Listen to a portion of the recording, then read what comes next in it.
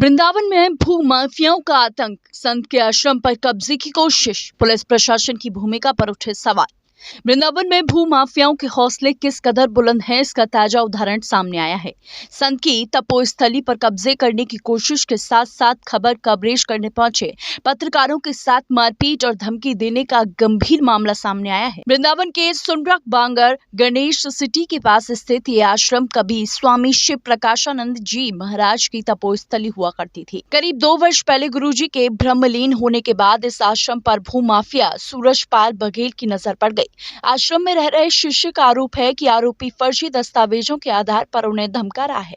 आरोपी की रातों रात आश्रम की दीवार तोड़कर अपनी दीवार खड़ी कर दी गई और कब्जे की कोशिश की गई। दबंगई का आलम यह है कि आरोपी खुलेआम जान से मारने की धमकियां दे रहा है।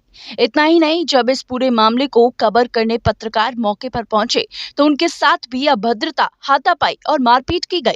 पत्रकारों को जान से मारने की धमकी तक दे दी गई। इस घटना का वीडियो अब सोशल मीडिया पर वायरल हो रहा है, जिससे इलाके में दहशत का माहौल बना हुआ है। सबसे चौंकाने वाली बात तो यह है कि पूरे मामले में स्थानीय पुलिस और प्रशासन का रवैया बेहद लापरवाह नजर आ रहा है। पीड़ित के मुताबिक घटना के दौरान 112 नंबर पर कॉल की गई, लेकिन पुलिस मौके पर नहीं पहुंची। जैत थाने में FIR दर्ज कराने की कोशिश की गई, लेकिन आरोप है कि शिकायत तक दर्ज नहीं की गई है। अब देखना होगा कि क्या मथुरा प्रशासन इस मामले पर क्या कार्रवाई करता है। गुरुजी का क्या नाम है? हमारे गुरुजी का नाम है स्वामी शिव प्रकाशानंद जी महाराज। वो क्या इस जगह जो आश्रम की जगह है उसी पर रहते थे? हाँ बिल्कुल, हम वहीं रहते हैं। बचपन से ही गुरुजी ने हमें गोद लिया था और उन्हीं के आश्रम में हम भी रहते हैं। आश्रम की जो जमीन है वृंदावन किस जगह पर है? ये जगह वृंदावन में सुनरक बांगर में है और गणेश सिटी से थोड़ा सा आगे चल के। क्या ये जमीन के कागज, कानूनी कागज गुरुजी के पास हैं? गुरुजी के नाम है जमीन? बिल्कुल गुरुजी के नाम ही है। 2004 की रजिस्ट्री भी है, जिसमें सारे कागज गुरुजी के नाम पे ही है। ये सूरजपाल बघेल जिस जमीन पर कब्जा करना चाहता है वो कब से करना चाहता है? उसको जब से गुरुजी का शरीर शांत हुआ है, अभी 2 साल हो गई और 2 साल के बाद ही अभी जो चल रही है 2025 में इसने ये केस वगैरह स्टार्ट किया, जिसमें जमीन में कब्जा करना चाहता है। क्या वो अपनी जमीन को लेकर कोई फर्जी दस्तावेज दिखाता है आपको? बिल्कुल, बहुत फर्जी दिखाता है कि और बोलता है थाने से आपके पास ये नोटिस आएगा और कि ये जमीन खाली करो, और धमकी देते हैं बहुत सी मारने की कि हम तुम्हें यहाँ से भगा देंगे, रात में ऐसा करेंगे वैसा करेंगे। वो अपने अधिकारियों से जाकर वहाँ लगाई आपने कभी?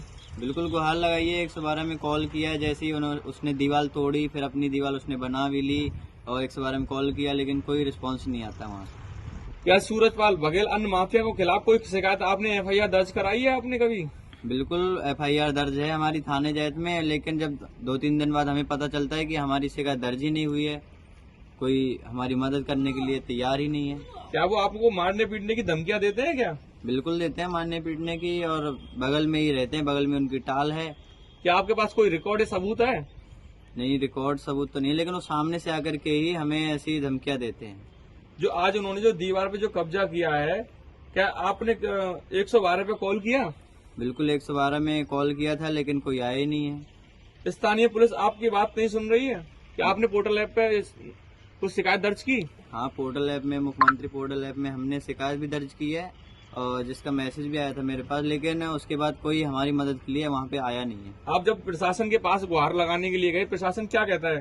प्रशासन तो कहते हैं कि आपकी मदद होगी, आपका काम हो जाएगा, लेकिन फिर उसके बाद कुछ होता ही नहीं है। फिर वो अपना काम स्टार्ट कर देता है। वो तो भूमाफिया है, कब्जा करना चाहता है उस जमीन में।